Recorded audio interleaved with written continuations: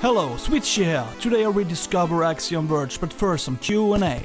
Hello, is this game fun? Yes, if you like fighting bosses, if you liked Bionic Commando, Metroidvania and so on.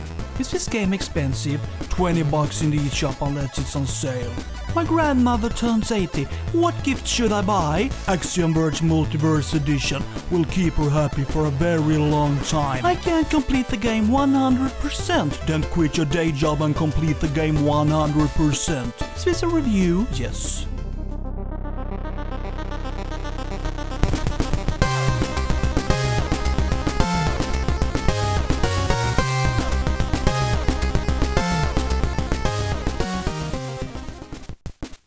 This game is considered to be an action, love, adventure game. I was skeptical at first, then this happened. Shocking. Let's get real. Actually, it's a Metroidvania action-adventure game, created solely by Thomas Happ. In some ways, it's a lot like Metroid, but at the same time completely unique. In terms of design, there are similarities in how you control your character, run, jump, shoot, examine areas, and navigate from section to section through a large labyrinth. Even some enemies are reminiscent of each other. For example, this mob is very similar to this one, with the difference that these also shoot a laser. Remember this one? Yeah, quite similar to this one. Despite the similarities, what does it matter? I mean, I really do enjoy this style, and being able to play a game that is in the same vein as Metroid is not a bad thing. It feels great. After all, how often is a new Metroid game released? We're still waiting for a release for the Nintendo Switch, which means that indie games like Axiom Verge keeps the flame burning.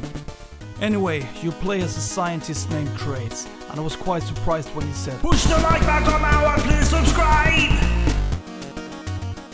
Trace loses consciousness in a failed lab experiment, but somehow is brought back to life without having a clue where he is. As he wakes up, he hears an unfamiliar voice who tells him to grab a gun. You pick up the Axiom Disruptor, and from here, time to explore what really happened. I do not intend to reveal how the story develops, but it is really complicated, and I had to think more than once to understand what is happening. The story is convoluted, to say the least. Parallel worlds, am I alive or am I dead? Drones, clones, mechanical giants known as the Ursalki, Athetas, and so on. They're all part of this complex story, and how it unfolds is up to you to find out.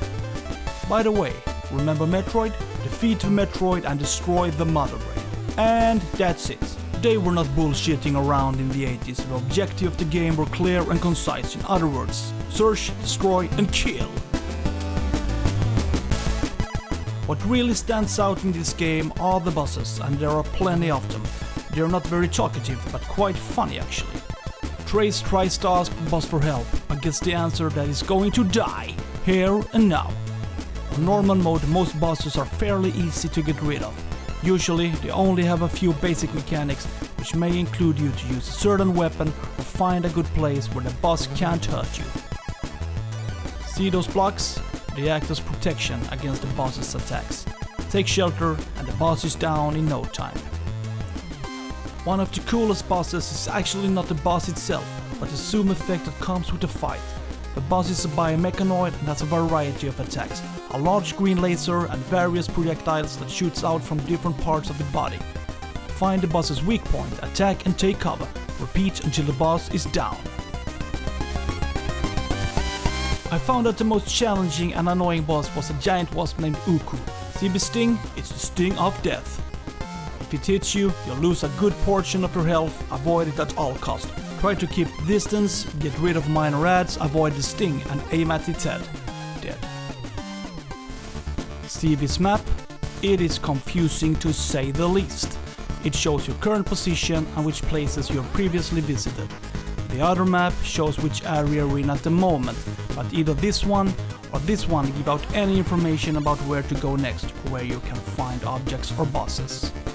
With that said, I do not mean that it is necessarily a bad thing, because it more or less forces you to examine different areas to find out if you missed something.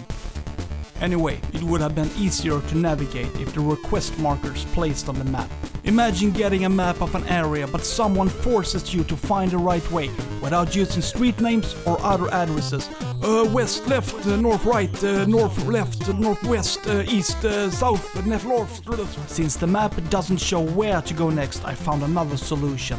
On the map, look for places you have left to discover. Look for roads that do not have an end, that is, a white line is missing. In this way, there is the opportunity to discover new areas, find new items and weapons. Okay, we gotta talk about this. Axiom Verge offers a huge variety of unique weapons, and I have no idea which one to use as my standard gun. So the question is, which weapon do you consider to be the best choice? Please comment in the section below if you have any suggestions on what weapon or weapons you prefer to use. Some of them are only available in hard mode, but I'm talking specifically about normal mode. Let's skip the shitty weapons because there are a couple I don't like, however most bring something to the table. I kinda like the reflector because it reminds me of my childhood. If you didn't know already, all children all over the world enjoy bouncing things around, and the reflector does just that. On a serious note, this is a good weapon. Small electrical balls bouncing on the screen, quite deadly and quite useful. Another good option is the flamethrower. It wasn't easy to discover, but once found, it was fun to see it burn through everything. Now, there are so many weapons to choose from, and I may have overlooked some of them. If you have an idea for a weapon that you like or think is better, let me know. Axiom Verge may not be a new game, but still one of the best indie games on Nintendo Switch. Many are probably waiting patiently for Axiom Verge 2, which is soon to be released. Until then, we have to settle for this game, where the creator Thomas Happ has planned a randomizer. If you haven't already purchased this game, I recommend you do so, a true Metroidvania in all its glory.